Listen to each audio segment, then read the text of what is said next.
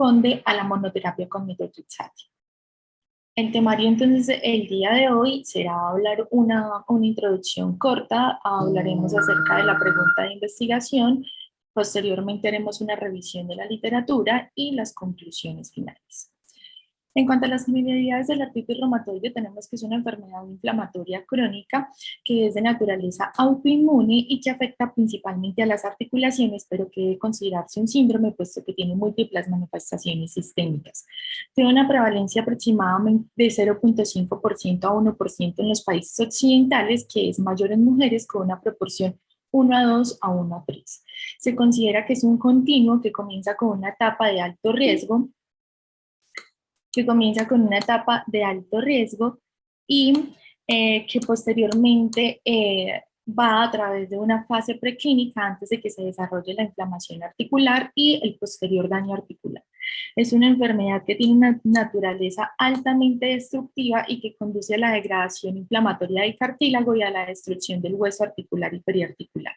Por esta misma razón, es una enfermedad que produce una profunda alteración en la calidad de vida de los pacientes, mucho más allá de enfermedades muy prevalentes como la falla cardíaca crónica, y que esto se va a traducir principalmente en altos costos individuales, médicos y sociales.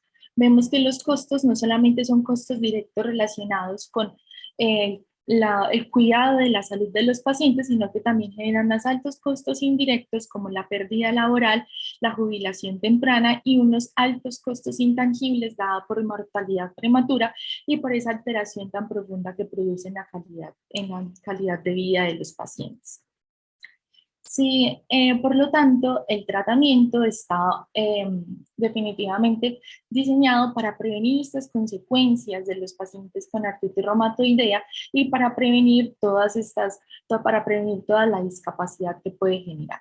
El tratamiento actualmente se debe dirigir o debe estar orientado a una terapia orientada a metas, la cual se basa en un control estricto de la enfermedad y el cambio de manejo si no se alcanza un objetivo de tratamiento. Así que, ¿cuál es este objetivo de tratamiento? El objetivo actual de tratamiento es la remisión de la enfermedad o al menos una baja actividad de la enfermedad a los 6 meses después de haber iniciado el tratamiento. Todo esto para prevenir y detener esos cambios estructurales articulares y minimizar y revertir la discapacidad. Aunque el objetivo de tratamiento se evalúa a los 6 meses de terapia, los pacientes deben ser evaluados al menos cada 1 a 3 meses y si a los 3 meses el paciente no ha mejorado la actividad de la enfermedad en al menos un 50%, es pocamente probable que lo haga en los siguientes 3 meses y esto también debe llevar a un cambio en la conducta. ¿Cómo vamos a decir que el paciente entonces tiene una remisión clínica de la actividad de la enfermedad o una baja actividad de la enfermedad? Entonces, para esto se han desarrollado scores que lo hacen pues de manera más objetiva. Tenemos acá resaltado al DAS-28, que es un recuento de articulaciones dolorosas y hematizadas asociado ya sea o a BCG o a PCR, que se calcula a través pues de una fórmula que puede ser compleja, en donde tenemos que el puntaje nos va a indicar la actividad de la enfermedad. Remisión se considera un puntaje menor de 2.6, baja actividad de la enfermedad entre 2.6 a 3.2, moderada actividad de la enfermedad entre 3.2 a 5.1 y una alta actividad de la enfermedad mayor a 5.1. Esto es importante porque ya vamos a ver más adelante que este es el puntaje más utilizado en los ensayos clínicos. Hay unos otros puntajes desarrollados como el SDI y el CDI, en donde adicionalmente este conteo articular de inflamaciones dolorosas y hematizadas se le agrega una evaluación global del paciente en una escala de 1 a 10 centímetros y tenemos al índice booleano del Euler, en donde ellos definen todo como 1 o menor a 1 en cuanto al número de articulaciones edematizadas, el número de articulaciones dolorosas y en cuanto a la evaluación global del paciente en la escala de 1 a 10. Si todo es menor o igual a 1, entonces se considera una remisión de la enfermedad. ¿Y por qué se elige entonces este desenlace clínico y por qué se elegido este desenlace clínico en la literatura y se ha adoptado en las guías, está principalmente elegido porque definitivamente la remisión clínica se correlaciona con la calidad de vida relacionada con la salud. Es como vemos acá en la gráfica, en donde tener una alta actividad de la enfermedad genera que estos pacientes tengan una menor calidad de vida y que los pacientes con remisión o con control completo de su enfermedad, pues van a tener los mayores puntajes en cuanto a calidad de vida. También se va a correlacionar de manera directamente proporcional a la progresión radiológica. Vemos como los pacientes que están en remisión sostenida tienen una progresión radiológica mucho menor, más lenta que es sostenida durante el tiempo, mientras que los pacientes que no tienen remisión van a tener una progresión radiológica directamente proporcional y que además es acumulativa durante el tiempo. ¿Y qué factores nos pueden llevar a predecir que nuestro paciente va a entrar en remisión clínica? Entonces, este es un análisis de la cohorte ERAS, que es una cohorte de los 90. Entonces, acá tenemos que lo que ellos encontraron en análisis multivariado estadísticamente significativo, que predecía la respuesta clínica era ser del sexo masculino, tener una duración de los síntomas menor a 6 meses y tener un conteo de articulaciones menor a 10 dolorosas o edematizadas, con estos OR que van en general entre 2 a 3.7. Adicionalmente, se han encontrado entonces unos factores de progresión radiológica, que es uno de los desenlaces importantes en estos pacientes. Tenemos entonces de la misma cohorte ERAS que los factores encontrados como factores relacionados con la progresión radiológica es tener un factor reumatoideo y unos anticuerpos anticiclolina positivos con un OR de 2.47 para 1 y para 2 de 4.04. Tener más de 4 erosiones, tener una PCR de más de 35 miligramos por litro, una BCG de más de 50, se encontró adicionalmente como factores predictores de progresión radiológica. ¿Y qué terapias tenemos entonces disponibles en este momento para alcanzar ese objetivo terapéutico? En general, la guía nos divide en estos 3 grupos principales, en donde tenemos a los fármacos modificadores de enfermedad antirreumáticos sintéticos convencionales. Acá tenemos al metotrexate, a la sulfasalazina, a la hidroxicloroquina y a la letroamida, que son los que reconoce en este momento la guía. Los sintéticos dirigidos, principalmente los inhibidores de JAK como el baricitinib, y los biológicos como los inhibidores del factor de necrosis tumoral, que son los más usados actualmente. En ellos se utiliza principalmente el adalimumab, el etarcenet, el infliximab en los ensayos clínicos que les mostraré, pero pues también hay otros disponibles actualmente. Hay otros mecanismos de acción de fármacos biológicos, sin embargo, en general estos se han dejado para después de que los pacientes quizá no responden a los inhibidores de factor de necrosis tumoral o para pacientes muy específicos y no se incluyen en los ensayos que vamos a mostrar el día de hoy. El tratamiento de primera línea entonces sigue siendo el metotrexate, que es el fármaco ancla en la artritis reumatoide, que no solamente es eficaz, sino que también es la base para las terapias combinadas. Y tenemos que los pacientes tienen una tasa de respuesta al metotrexate aproximadamente del 25% a los 6 meses, esto visto en los múltiples ensayos clínicos en donde se han probado otras terapias como las biológicas y los sintéticos dirigidos.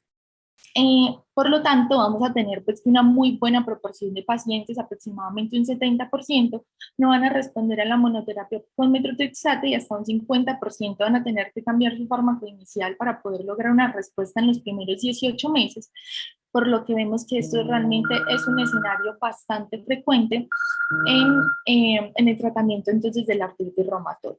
Es por eso que nos preguntamos qué hacer con los pacientes que no responden entonces a la terapia con metotrexate. Es algo que sigue siendo altamente debatido en la literatura, que en general la literatura en este momento define que se pueden definir como primarios o secundarios a estos pacientes que se pueden llamar resistentes a metotrexate. Los primarios es cuando los pacientes no tienen una respuesta desde el inicio a la terapia con metotrexate, y los secundarios es cuando tuvieron una respuesta al medicamento pero posteriormente desarrollaron actividad de la enfermedad o se volvieron resistentes.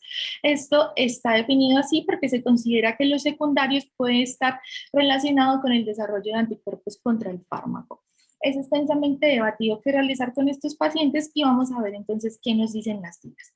En la OLAR 2019, entonces tenemos que después de la primera fase en donde iniciamos nuestra terapia con metotrexate, si los pacientes no responden, ellos recomiendan estratificar los pacientes en dos grupos, en pacientes con factores de pobre pronóstico y en pacientes sin factores de pobre pronóstico.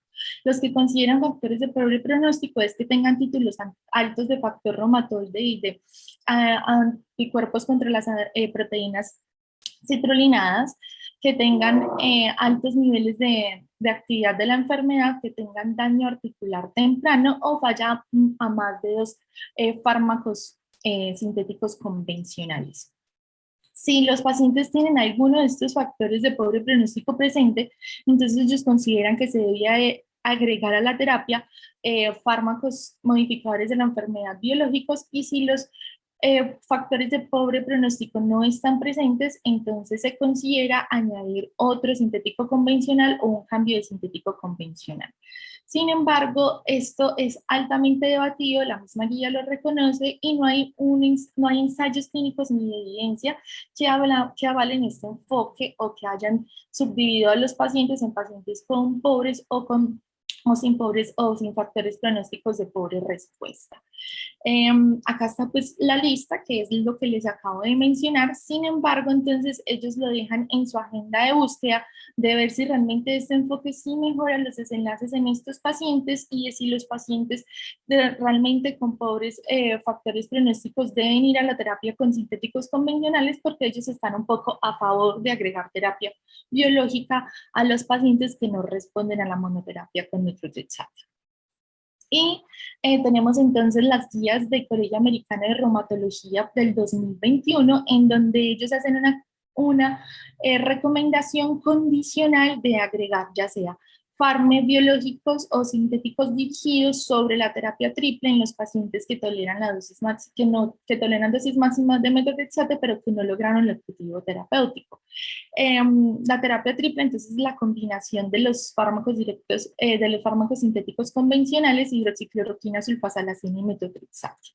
Y el grueso de la recomendación, ellos dicen que lo debatieron enérgicamente, que la evidencia en el momento ofrece una certeza muy baja y que ellos consideran que favorece a los biológicos debido a que generan una rápida respuesta frente a los sintéticos, a la combinación de sintéticos convencionales, aunque no haya diferencias en la respuesta a largo plazo.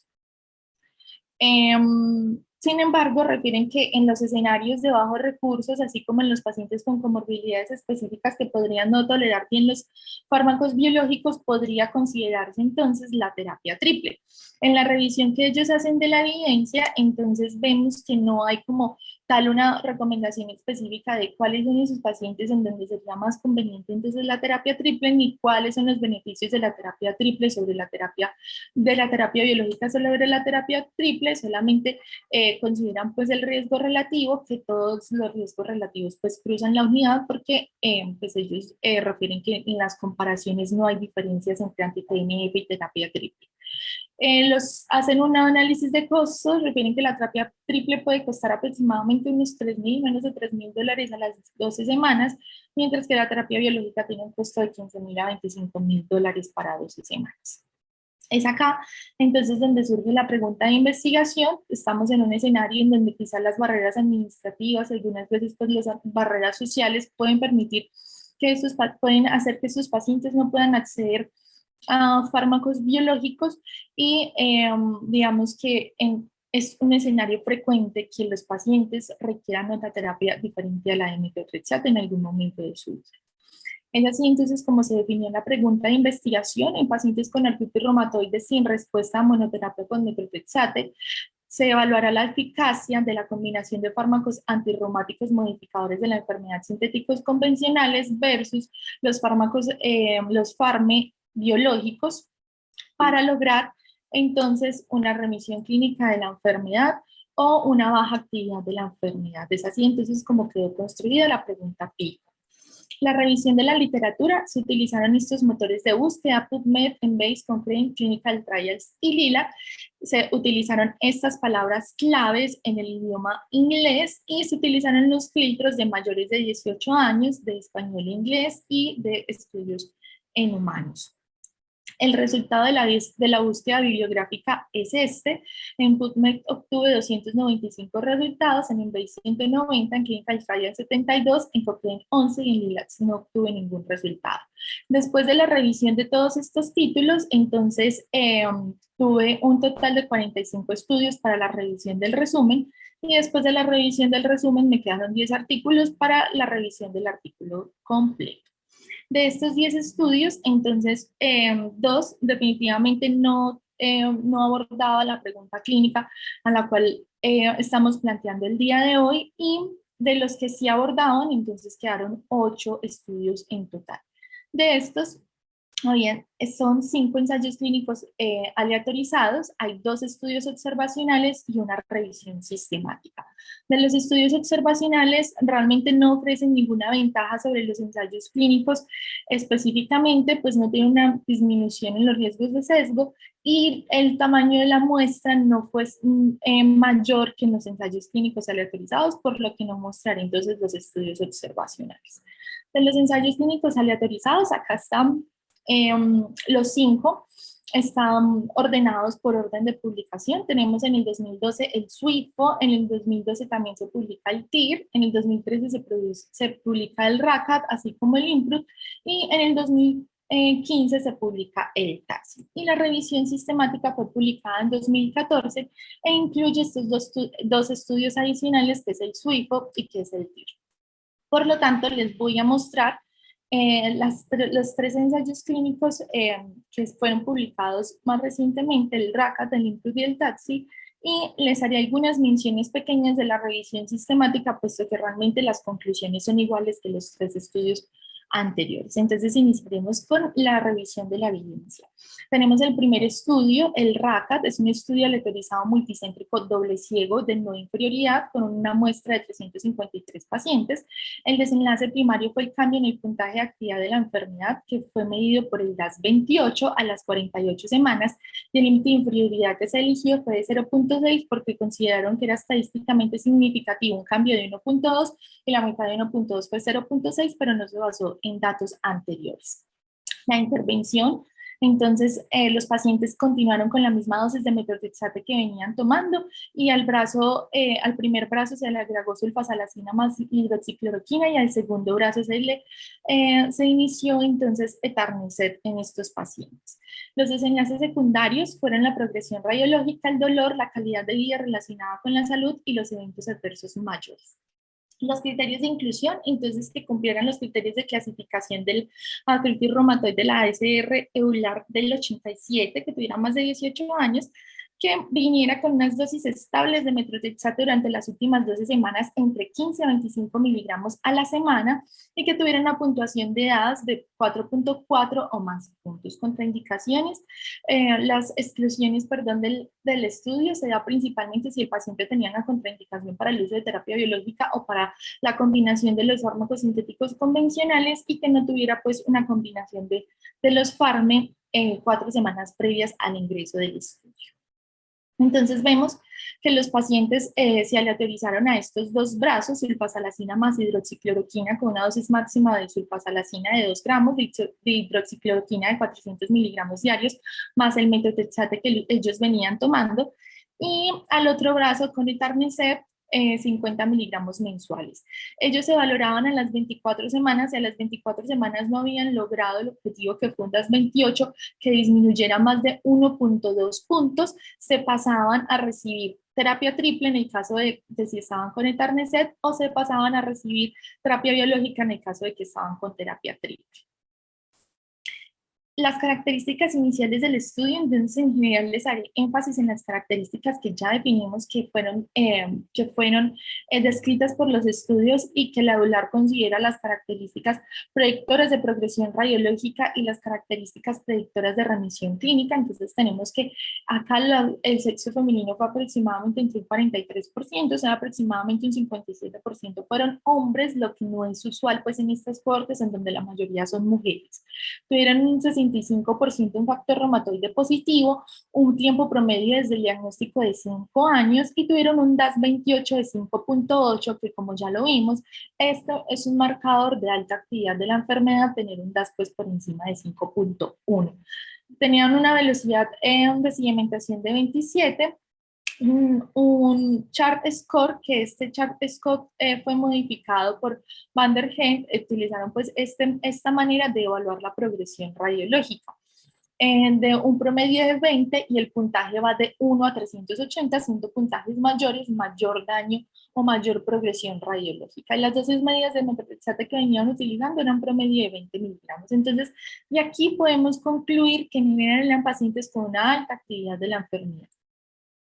¿Cuáles fueron los resultados? Entonces tenemos que el cambio en el DAS28 a la semana 24 fue mayor en la terapia triple versus fue mayor en la terapia con biológico en el Etanercept versus la terapia triple, con un cambio en la terapia triple de menos 1.79 y en el Etanercept de menos 2.06. Sin embargo, este cambio no fue estadísticamente significativo y fue un cambio que se vio mucho menor a la semana 48. Vemos que está mucho más igual entre los grupos. En la terapia triple un cambio de menos 2.12 y en la terapia con Etanercept de menos 2.29. En cuanto al cuestionario de evaluación en salud, tuvieron pues unos resultados muy similares. La progresión radiológica no fue estadísticamente significativo, sin embargo vemos que sí fue, digamos, numéricamente menor la progresión radiológica en el grupo del Etanercept. Asimismo se comportó las erosiones y el estrechamiento del espacio articular. Acá vemos entonces gráficamente que no hay diferencias entre la terapia triple y entre la terapia con Etanercept en cuanto al cambio en el DAS28 que nos mide actividad. Vemos que ambas están demasiado cerca. Y se hizo algunos análisis para verificar entonces como la conclusión de sus resultados. Entonces se analizó según si tuvieron que cambiar o no tuvieron que cambiar a las 24 semanas a la otra terapia, y vemos que los pacientes que tuvieron que cambiar tanto en el grupo de la terapia biológica como en la terapia triple tuvieron el mismo comportamiento en ambos y a la final todos lograron el mismo puntaje de caída del DAS28, así que tampoco hubo una diferencia con este análisis que está dividido entre los pacientes que tuvieron o no tuvieron un cambio en la terapia. En cuanto a los desenlaces dicotómicos, entonces tenemos que en cuanto a la remisión clínica y a la baja actividad de la enfermedad definido por el DAS28, una diferencia que fue estadísticamente significativa la semana 24, con mayores tasas de remisión y de baja actividad de la enfermedad en el grupo de Etanercept, en donde tuvieron una baja actividad de la enfermedad un 34.8 versus un 24% en la terapia triple y una remisión de un 21.7% versus un 12% en la terapia triple.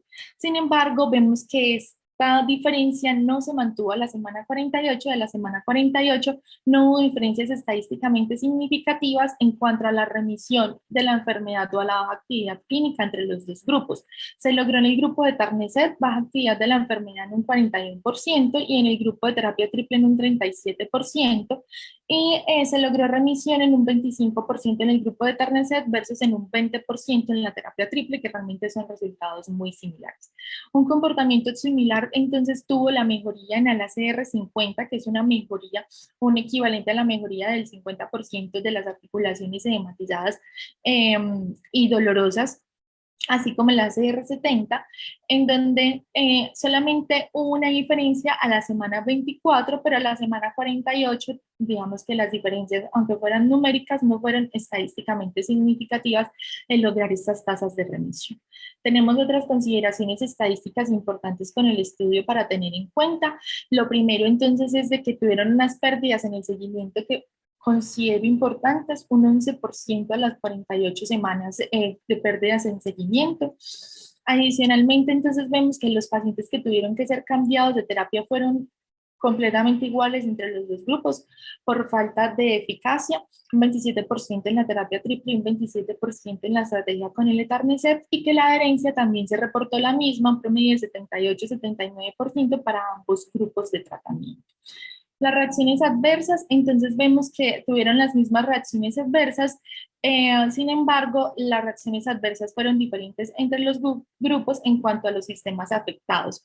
Los desórdenes gastrointestinales fueron más frecuentes en los pacientes con terapia triple, las infecciones fueron más frecuentes en los pacientes con el Etanercept, y los eventos serios adversos, aunque fueron similares entre los dos grupos, se reporta una muerte en el grupo del Etanercept por neumonía, y se reportó adicionalmente una aspergilosis pulmonar y una sinusitis fúngica recurrente en el grupo de la terapia biológica. En el grupo de terapia triple, los eventos adversos serios fueron principalmente gastrointestinales, y refiere que todos los pacientes se recuperaron de manera satisfactoria sin ninguna secuela. Este es una publicación posterior que hace un análisis a las 72 semanas, en donde digamos que no hay cambio entre las dos terapias adicionales a lo que vimos en la semana 48, se comporta de manera similar a la semana 72, sin diferencias entre los dos grupos. ¿Cuáles fueron entonces las principales limitaciones que encontré en este estudio? Uno es que no se logró el tamaño de muestra que fue establecido. Ellos establecieron un tamaño de muestra de 450 pacientes, pero esto no lo pudieron lograr.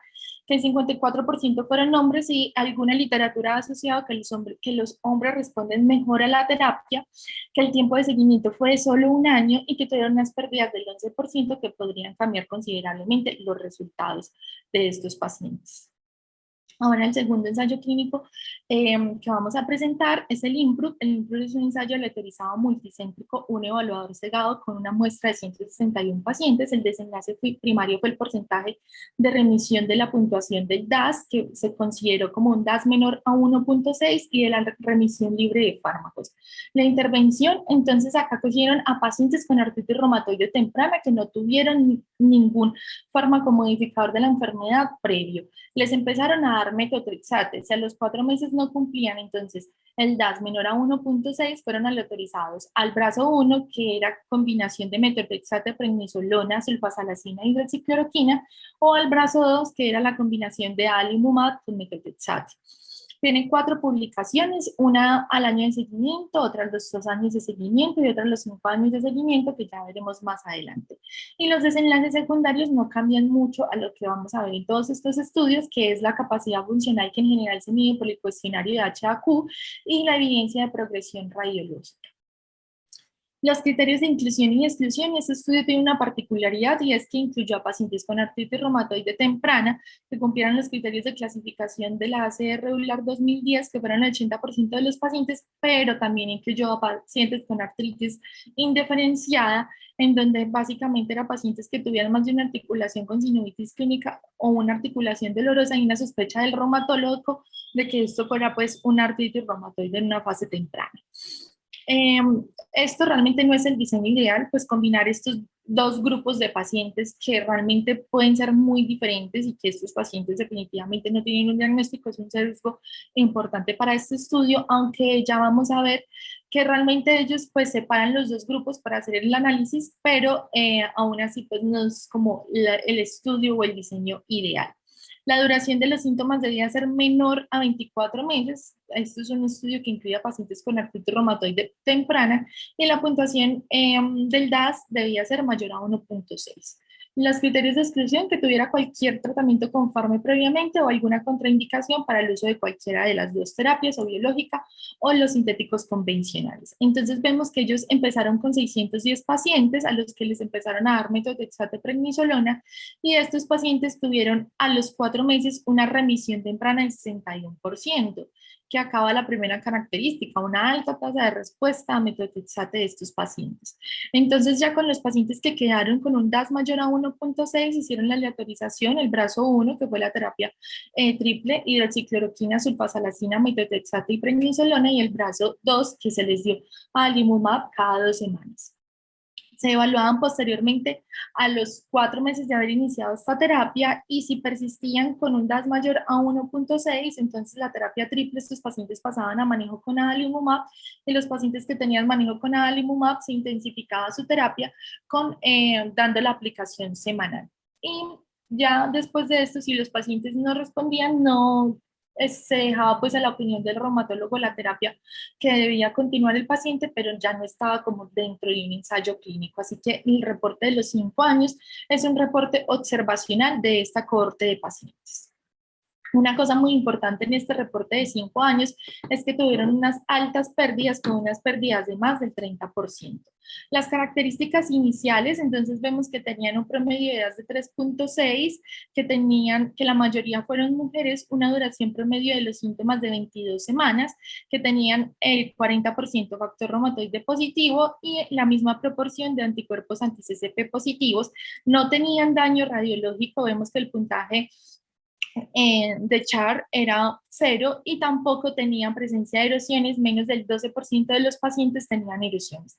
Entonces la conclusión de estas características iniciales es que eran pacientes con artritis reumatoide temprana, que tenían una baja a moderada actividad de la enfermedad y que no tenían un daño articular pues, valorado durante el inicio. ¿Cuáles fueron los resultados? Entonces, los resultados del primer año de seguimiento, se encontró que los pacientes tenían un DAS promedio en el grupo 1, que es la terapia triple de 2.1, y en el grupo 2 de 1.8. Vemos que acá, pues la mayoría de los pacientes habían logrado baja actividad de la enfermedad, sin embargo, como para ellos la meta era 1.2, así que estos pacientes pues igual se continuaron con la aleatorización. Vemos que no hubo progresión radiológica ni hubo aumento de las ilusiones y que los pacientes, el 25% en la terapia triple logró remisión por el DAS y el 41% en la terapia biológica logró remisión por el DAS. Esto realmente es importante porque pues, fue una diferencia estadísticamente significativa al primer año. Pero tenemos entonces la publicación del segundo año de seguimiento en donde vemos que el DAS fue igual entre los dos brazos, entre el brazo de terapia triple fue de 2, en el brazo de terapia biológica fue de 1.9, sin diferencias pues, estadísticamente significativas ni numéricas, vemos pues que fueron muy iguales. Vemos que tenían una evaluación pues en su actividad física global muy similar, no tuvo progresión radiológica, esos pacientes no tuvieron progresión radiológica. Vemos que llamativamente estuvieron más erosionados los pacientes del brazo de terapia biológica, lo que pues realmente es muy llamativo, y que una buena parte, pues aproximadamente 7 a 9% de los pacientes estuvieron en remisión libre de fármacos. Entonces hubo diferencias al primer año de seguimiento, pero no hubo ninguna diferencia en el segundo año de seguimiento. ¿Y cómo estaban entonces divididos estos pacientes que lograron remisión en el segundo año de seguimiento? 7% en el brazo 1, que es terapia triple, versus el brazo 2 de terapia biológica, que fue el 9% estuvieron en remisión libre de medicamentos, el 18% en ambos estaban en monoterapia con metotrexate, el 40% igual en ambos estaban ya con metotrexate adalimumab, con terapia triple en el primer brazo el 5% y tuvieron otro fármaco entre el 20 al 25% en, entre los dos grupos. Entonces, de acá tuvieron unas pérdidas importantes, ya lo habíamos mencionado, 13% a los 2 años y 30% a los 5 años.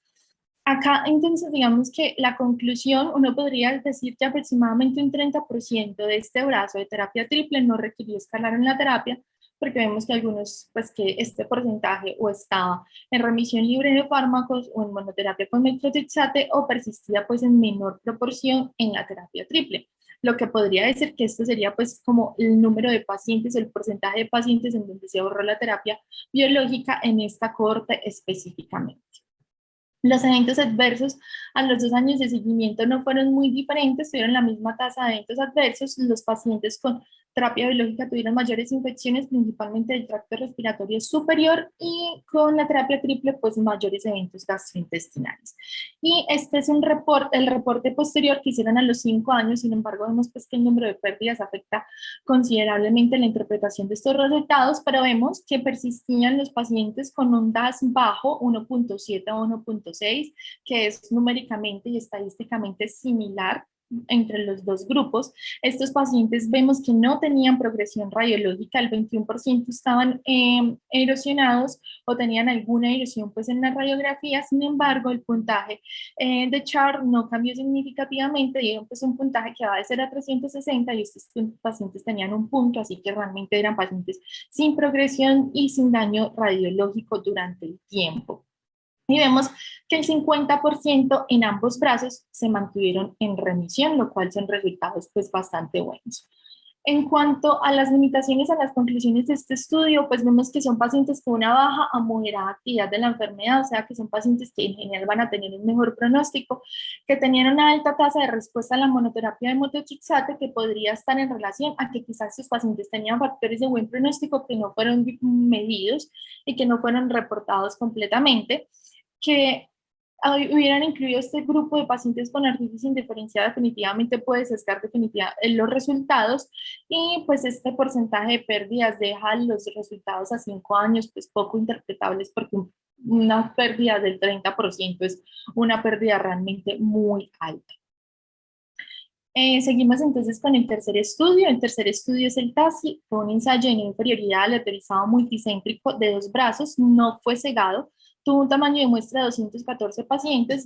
El desenlace primario entonces vemos que es una reducción de la discapacidad de 6 meses, que fue medida por el cuestionario que ya les he mencionado antes, que es el cuestionario de evaluación de salud, el HQA, que va de 0 a 3 puntos, en donde más alto es pues, una peor calidad de vida. El límite que se consideró en inferioridad es de 0.22 y es en general lo que recomiendan los expertos, que este cambio de 0.22 es lo que se considera no significativo.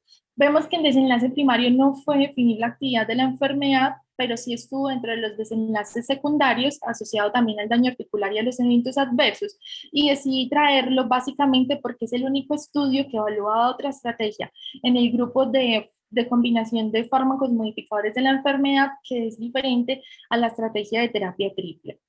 Entonces, los criterios de inclusión fueron que cumplieran los criterios de clasificación de artritis reumatoide del 87 de la ACR ULAR, que tuvieran más de 18 años y que tuvieran una duración de la enfermedad mayor a 1 año, que cumplieran los criterios NICE para el inicio de productos biológicos en Inglaterra, que tuvieran una puntuación de DAS 28 mayor a 5.1 y que tuvieran algún otro fármaco asociado para el control de la enfermedad diferente pues a un solo fármaco sintético. Las exclusiones, que tuviera prednisolona más de 10 miligramos día por más de 4 semanas en las últimas 4 semanas.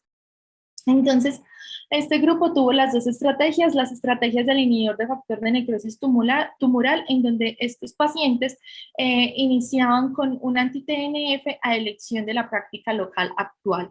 Estaba entonces el adalimumab, el etarneset, el infliximab.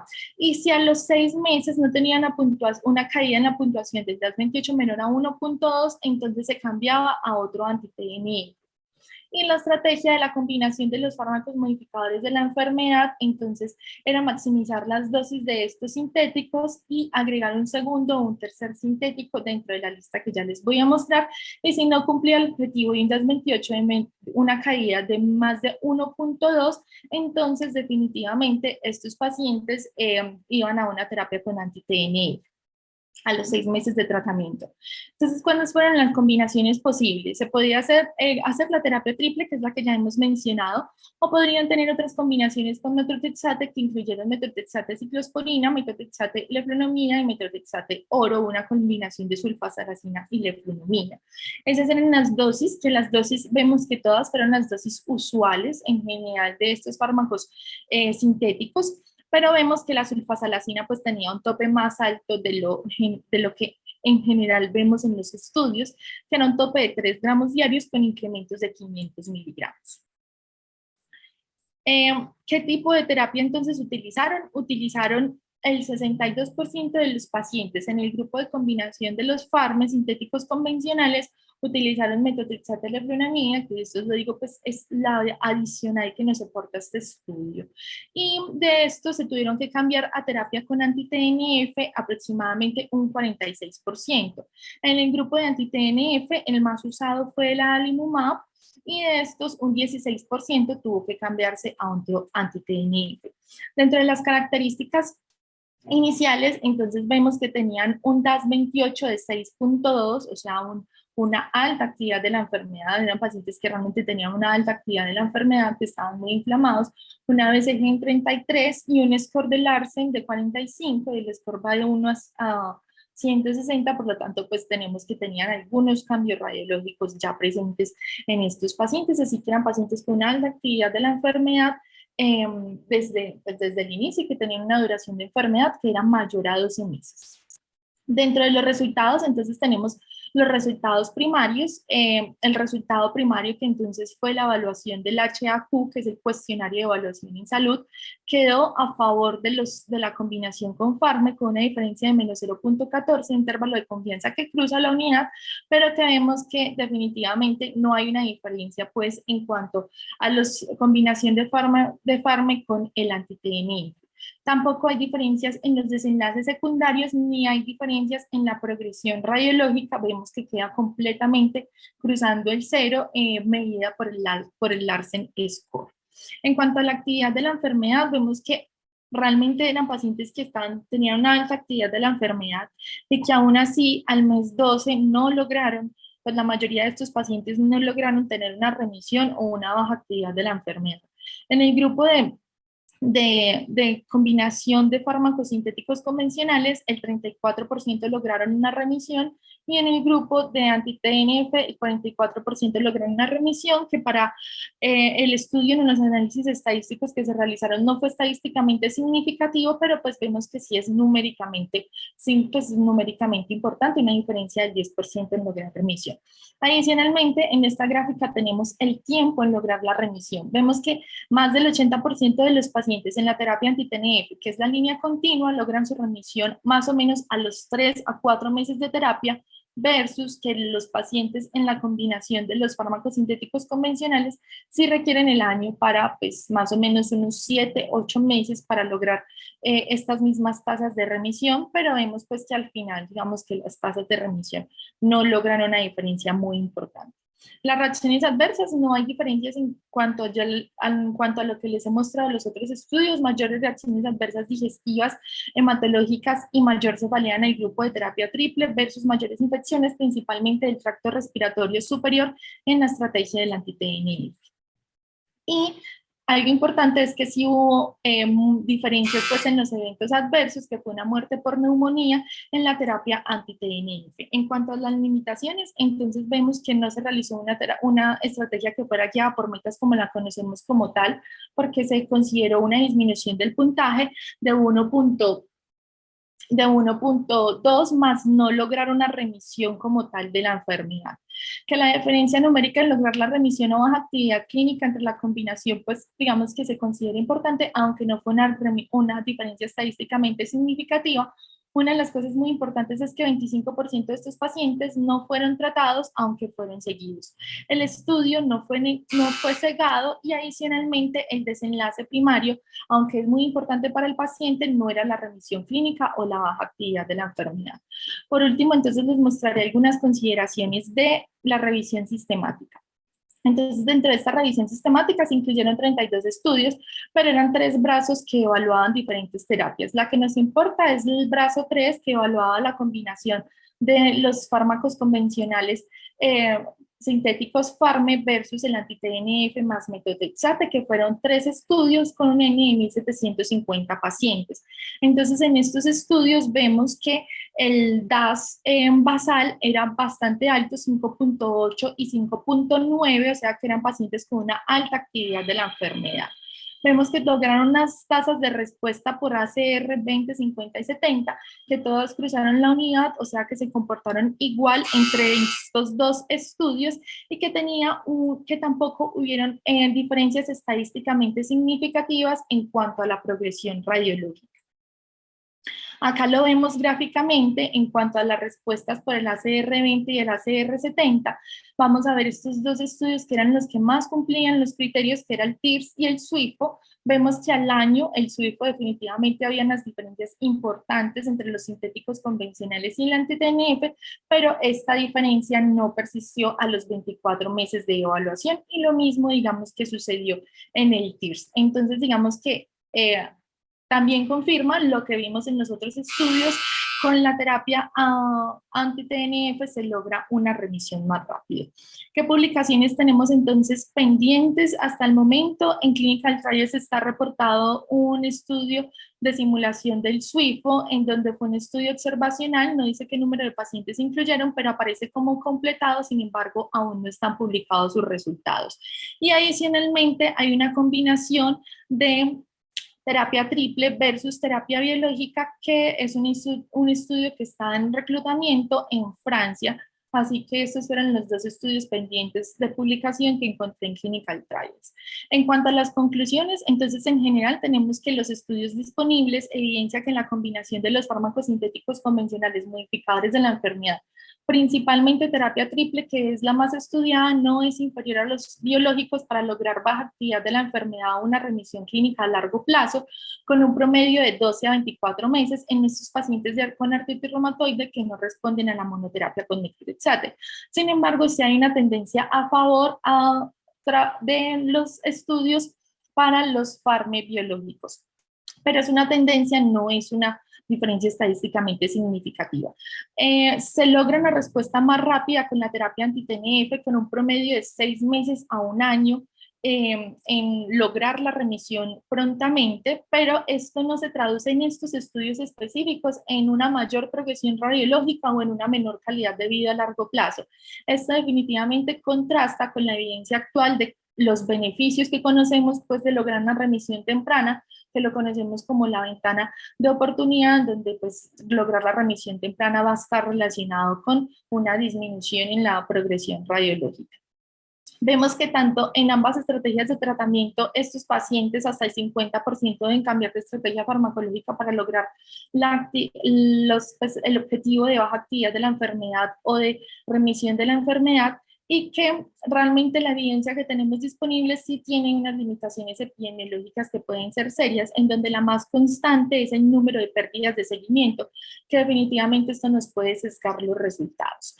Queda por definir entonces en estos pacientes específicamente si esta respuesta más rápida de este intervalo pues de 12 a 24 meses más o menos, que fue el tiempo que se demoró más la terapia triple en lograr la respuesta, tiene unos desenlaces clínicos a largo plazo que puedan ser favorables a la terapia anti-TNF, que no haya sido pues evidenciada por los estudios por el corto tiempo de seguimiento.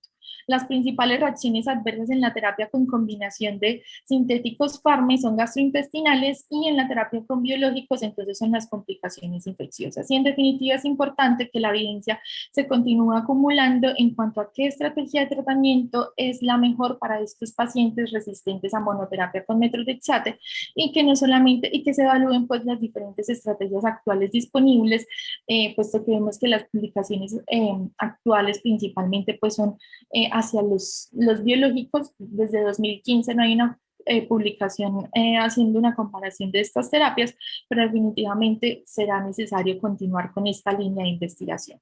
Eso era todo entonces lo que tenía para decirles. Muchas gracias. Un agradecimiento especial al doctor Fabián Jaimes y al doctor Andrés por la asesoría en cuanto a la pregunta clínica, y queda abierto entonces el espacio a discusión.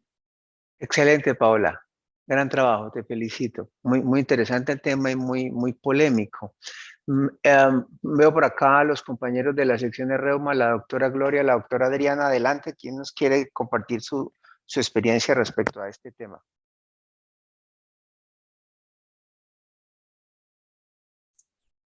No sé si Adri quisiera hablar. Bueno, primero El profe también.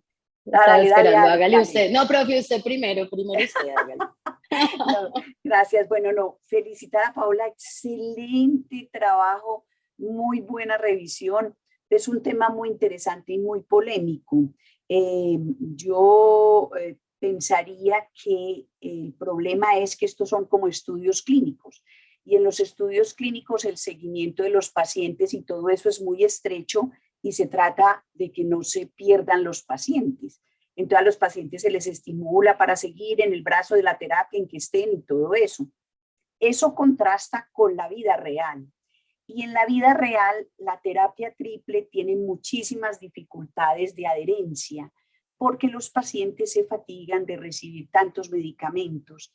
Si tú haces la cuenta, sulfasalacina 2 gramos serían 4 tabletas al día, sería la prednisolona 1 o 1,5 tableta al día, la hidroxicloroquina otra tableta, le tienes que dar calcio adicional al paciente y posiblemente manejar alguna comorbilidad. Esto significaría que Y el ácido fólico.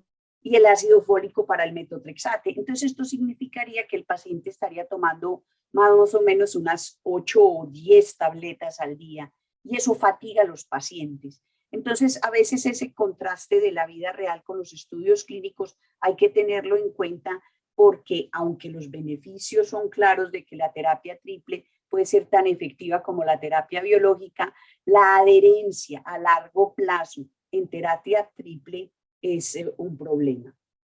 El otro problema es la rápida respuesta con los biológicos. Los pacientes se motivan a seguir con los biológicos porque tienen una rápida respuesta. No tienen que esperar que pasen unos 6 a 8 meses para observar algún beneficio, como si se ve en la terapia triple que tienen que esperar eso. Entonces me parecía como interesante desde el comentario, porque aunque las estadísticas muestren los beneficios muy iguales, es en la vida real contrasta con lo que uno mantiene con sus pacientes. No sé si Adri quiere hacer algún comentario adicional con esto. Sí, profe, muchas gracias. Sí, hacer ese énfasis, primero felicitar a Paola. Excelente revisión, excelente presentación. La felicito por el manejo del tiempo, por las diapositivas y realmente creo que se apropió del conocimiento, que es como el objetivo de esta actividad.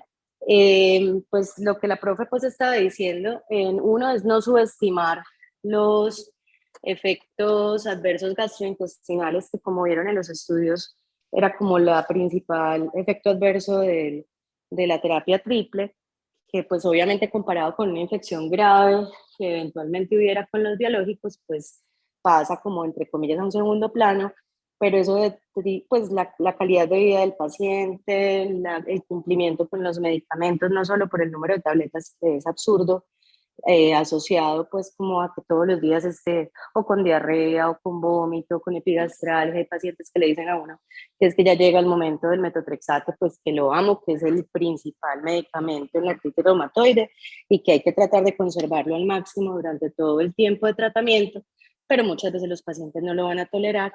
Lo otro es que el metotrexate entraba perdiendo y a pesar de que el metotrexate entraba perdiendo, porque vieron que los estudios pues mostraban que en monoterapia respondían supuestamente pues 25% de los pacientes, cuando ya lo pasaban al brazo de la triple terapia o ya con la combinación de la terapia biológica, pues metotrexate quedaba en la misma dosis, entonces usted ya venía con un medicamento que había fallado en la dosis en que lo estaba dando y probablemente todavía permitía aumentar dosis o cambiar la vía de administración a la vía parenteral, que son estrategias que pues, obviamente no eran el objetivo de esta revisión, pero que también la hacemos en la práctica diaria.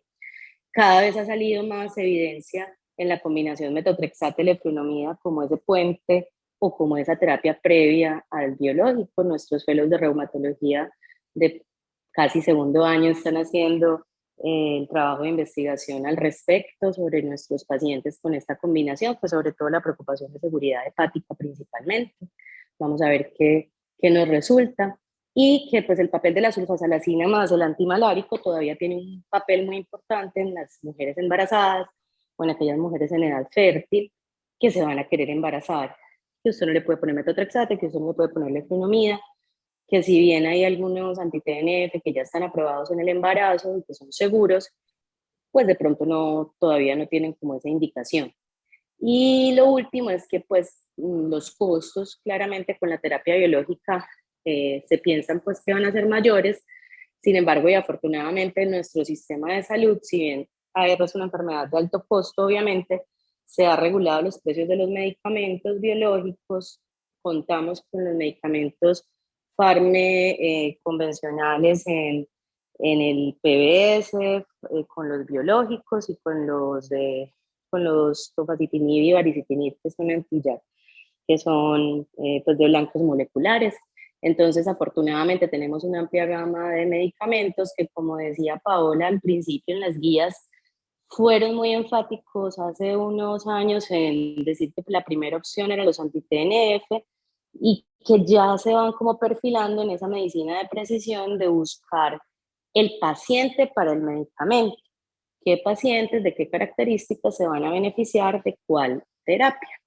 Y de si esos pacientes tienen esos factores de mal pronóstico, no es que usted entra, les vaya a poner el biológico. Claro que hay algunas tendencias pues en los debates de los congresos y con algunas presiones pues también que buscan tal vez la estrategia de empezar con un biológico y después desescalar, quién sabe en unos años pues como que estemos diciendo de esto, pero claramente hay un gran porcentaje de pacientes que responden al metotrexate y esos pacientes se les puede dar la oportunidad, pero lo importante es no caer en la inercia terapéutica y usted estar atento a esa terapia por objetivos o treat to target, que no solamente se está aplicando en AR, sino en espondiloartritis, en lupus y en muchas otras enfermedades reumatológicas.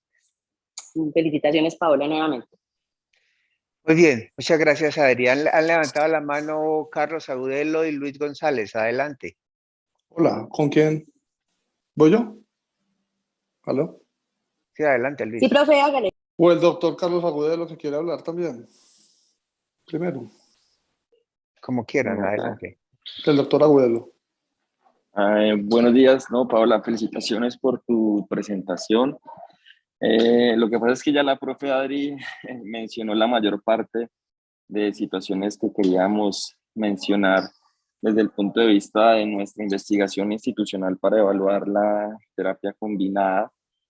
Creo que es una alternativa muy interesante actualmente de cara a las problemáticas del sistema de salud, pero enfatizar en que el seguimiento estricto de estos pacientes es demasiado importante, principalmente con el perfil de riesgo de seguridad en cuanto a efectos adversos desde el punto de vista hepático e infeccioso, y siempre pues evaluar el potencial de manifestaciones hepatotóxicas que pudiésemos encontrar en estos pacientes cuando usamos la terapia combinada, al menos entre metotrexate y leflunomide.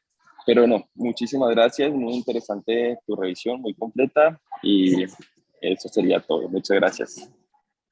Bueno, voy a dar mi opinión. ¿Me escuchan? Muy bien, Luis, adelante. Bueno, listo. Muchas gracias. Primero, felicitar a la residente por su buena presentación.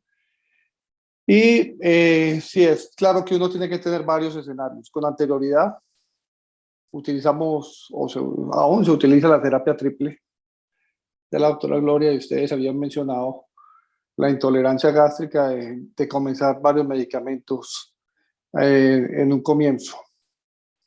Entonces, usted puede tener dos escenarios: un paciente que por primera vez le vas a iniciar tratamiento, o el que ya te ha llegado a consulta con varios tratamientos. Entonces, aquel paciente que va a empezar inicialmente tratamiento, que a veces lo remite para el estudio de una artritis, obviamente uno va a utilizar un esteroide para abatir los síntomas iniciales, y como medicamento ancla siempre va metotrexate. Yo no suelo comenzar varios DMARDs simultáneamente por la razón de la intolerancia y porque muchas veces la combinación de varios medicamentos puede llevar a hepatotoxicidad y no voy a saber cuál es el responsable. De hecho, lo que uno más o menos empieza con una dosis de 15 miligramos de metotrexate y evalúa la respuesta a 3 meses. Un segundo medicamento que le gusta, también se puede utilizar el antimalárico, pero con el metotrexate es el medicamento ancla. En 3 meses, en 12 semanas, mira la respuesta. Y el otro medicamento de DMARD que me gusta asociar y con el cual obtengo muy buena respuesta es la leflunomida. No utilizo mucho la sulfasalacina, aunque también es otra alternativa a la leflunomida. O sea, si no ha respondido, combinas con sulfasalacina o metotrexate o leflunomida. Y muchas veces le llega a usted el paciente que ya ha pasado por varios medicamentos. Pero ahí en ese punto tiene que fijarse cómo fue la adherencia, cómo fue la tolerancia al medicamento antes de pensar el paso a un biológico. O sea, inclusive las guías hoy en día muy frecuentemente mencionan medicamentos de ancla metotrexate y de acuerdo a la respuesta en 12 semanas usted agrega otro medicamento. O sea, lo que yo quiero mencionar es que la inicio con 3 medicamentos combinados simultáneamente es difícil, uno, por la intolerancia, la cantidad de medicamentos o pastillas que toma el paciente, y por último, las reacciones adversas, las citopenias o la hepatotoxicidad, y no vas a poder diferenciar porque metotrexate o leflunomida o ellos tienen esos efectos secundarios. Esto sería antes de comenzar la terapia biológica, ¿no? Y un punto que yo quiero mencionar es que hay unos que son los DMARD sintéticos dirigidos, que son los inhibidores JAK, no los convencionales, sino que desafortunadamente en nuestro medio se están dejando como opciones después de que han fallado biológicos. Y es por la razón de que estos medicamentos no habían sido con anterioridad aprobados al PBS, estaban aprobados los biológicos y ha surgido un cuestionamiento si utilizar después de falla un DMARD sintético convencional, sea metotrexate, leflunomida, sulfasalacina o antimalárico, después de falla de estos, utilizar un inhibidor JAK, tofacitinib, baricitinib, por ejemplo, o upadacitinib, por ejemplo, antes del biológico o después de haber fallado un biológico. Ese es el cuestionamiento que hay. O empezar con estos primero o empezar con un biológico. Eso es mi comentario para el día de hoy. Muchas gracias, Luis. Gloria, ¿quieres agregar algo? Que te veo la mano levantada. Sí, quisiera decir es que lo bonito de toda esta pregunta clínica es sensibilizar a la gente de que hay que hacer un seguimiento estrecho de los pacientes y tomar decisiones de cambio de terapia si el paciente no responde.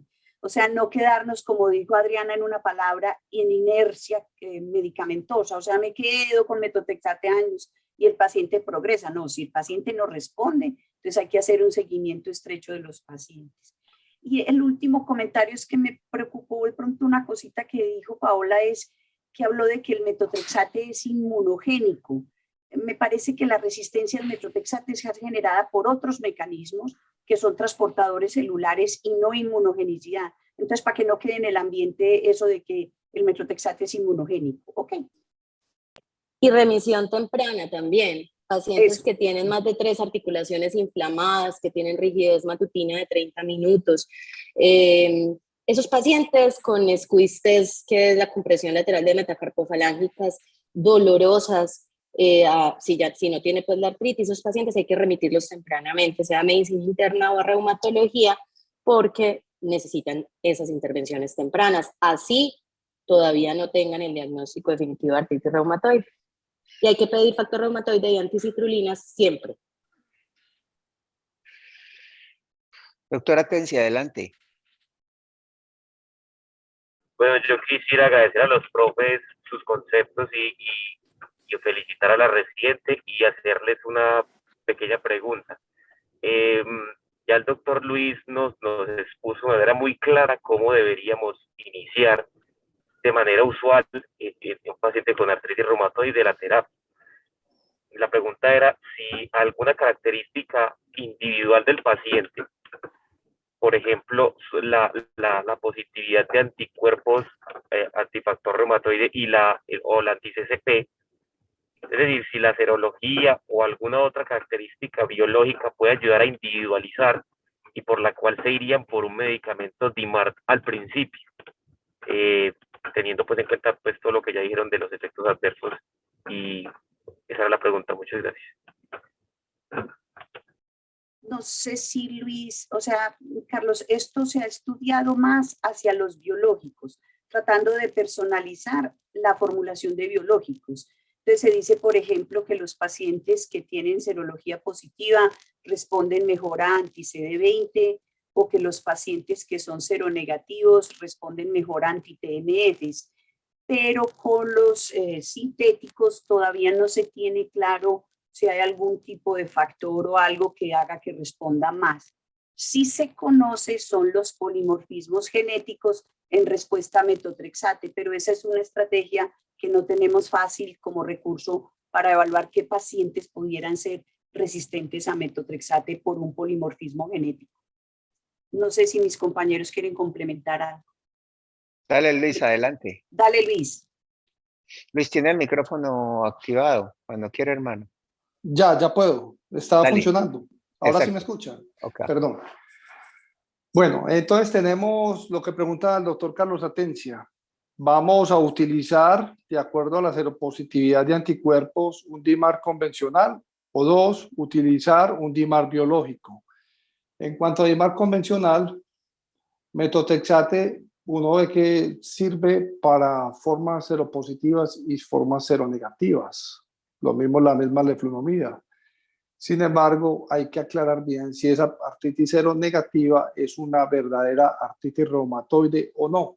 Porque, por ejemplo, en la práctica me he encontrado con la sorpresa de que varios pacientes que han estado respondiendo, cuando le llegan a uno lo reinterroga o ve las imágenes radiológicas, son pacientes que muy probablemente puedan tener una artritis psoriásica. Historia familiar de psoriasis, de ese grupo de artritis psoriásica que arrancan primero con compromiso articular, posiblemente al iniciar un DIMAR convencional, pues nunca se manifestó el hallazgo cutáneo o era un hallazgo cutáneo mínimo que nunca pasó, que pasó desapercibido y se clasificó como una artritis psoriásica.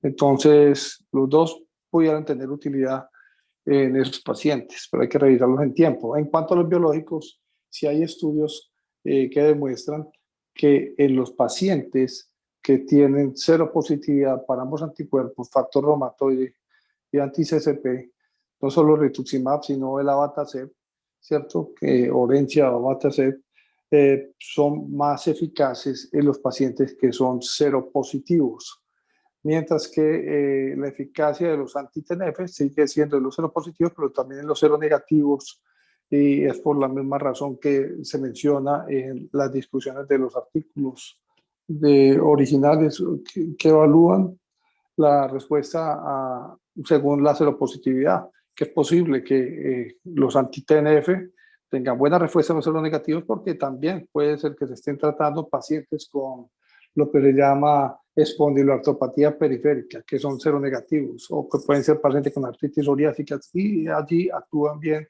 estos medicamentos, los anti-TNF, más no los anti-CD20 o el abatacept, que es el inhibidor de la respuesta de la estimulación celular. Es la respuesta que les doy. Muchísimas gracias, doctor. Muchas gracias a todos. Muchas gracias a a Reumatología por haber participado, por estar en la reunión, por todos los comentarios y todas las aclaraciones. Muchas gracias.